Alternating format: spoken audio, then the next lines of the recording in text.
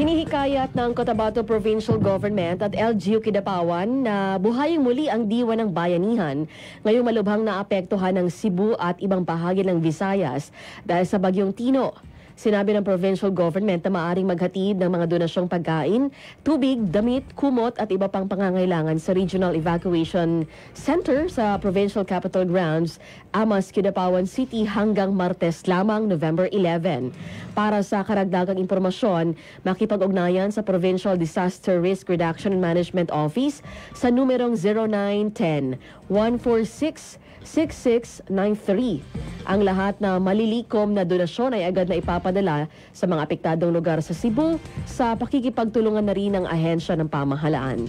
Samantala, nananawagan din si Kidapawan Mayor Paul Evangelista sa mga mamamayan na may ekstrang damit lalo na para sa mga bata at mga beddings na maaaring iambag hanggang sa Biyernes ng susunod na linggo para ipadala din sa Cebu.